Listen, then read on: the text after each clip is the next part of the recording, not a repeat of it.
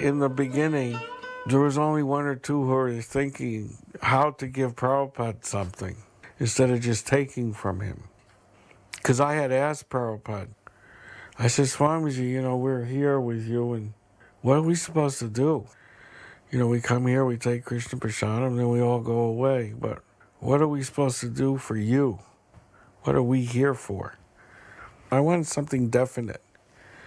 And Prabhupada said the duty of a disciple is to assist the spiritual master in his work.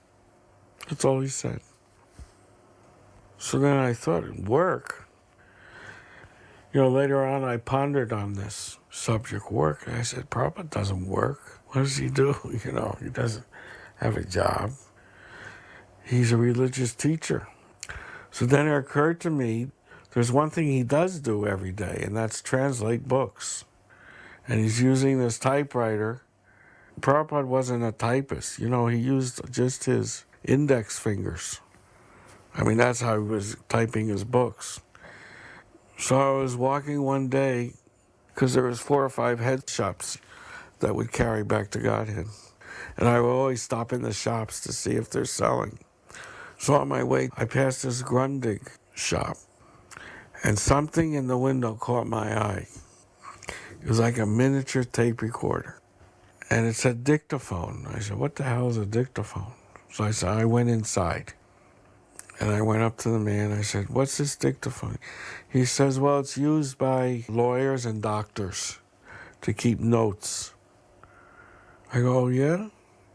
I said, I know somebody who's translating books. It would be good for him. He said, oh, yeah.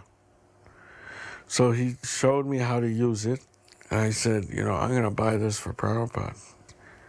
Now I'm helping him, because this will go a lot faster than typing. Practically speaking, the dictaphone revolutionized Prabhupada's book, because he wanted to do the Gita. And so, it would take ages for him to finish typing by hand. So it was like $150, I think. So I brought it to Prabhupada. I was all excited and puffed up. I said, this is, helping Prabhupada. And so I thought, boy, how am I going to show Prabhupada how to use this thing?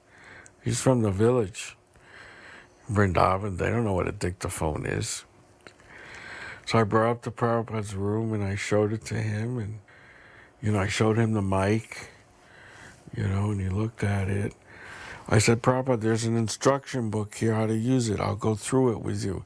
He said, no, that's okay, I know. I was shocked.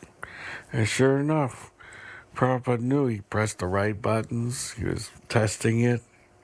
And I was shocked. He never even looked at the book.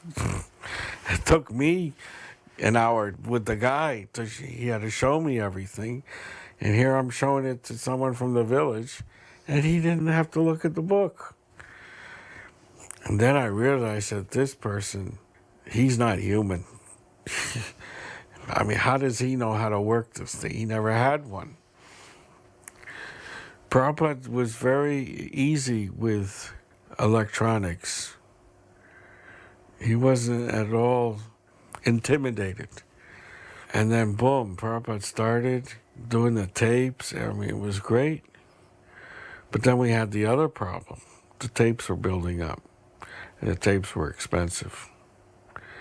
At the end, we had like 6 or 7 tapes, and we didn't have money to keep buying tapes.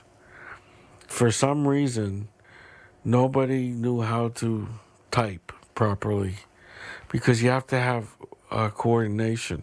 I think because we're all on LSD, nobody could coordinate their foot with their fingers. Because you had to use a foot pedal, and then you had to hear Prabhupada and coordinate, like driving a car.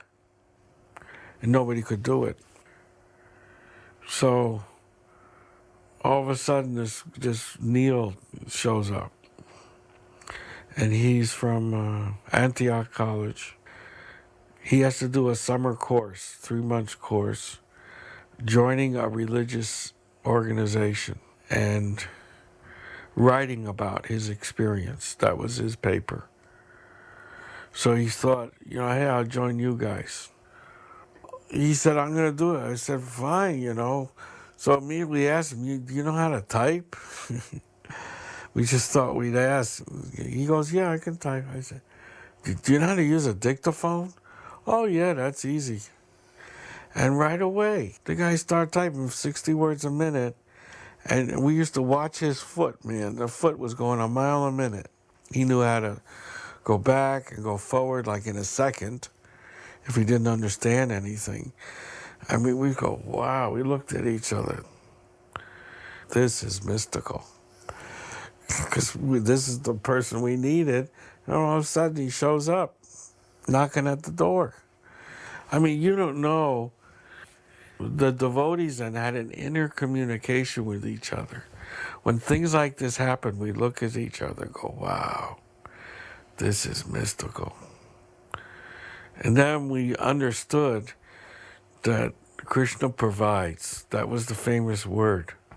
Krishna provides. That's why you really felt secure when you were with Prabhupada. Because you felt nothing could hurt you or touch you, and you felt wonderful. You always wanted to be around him because you felt fully protected. That feeling that everything's going to work out when you're with Prabhupada. Because everything did work out.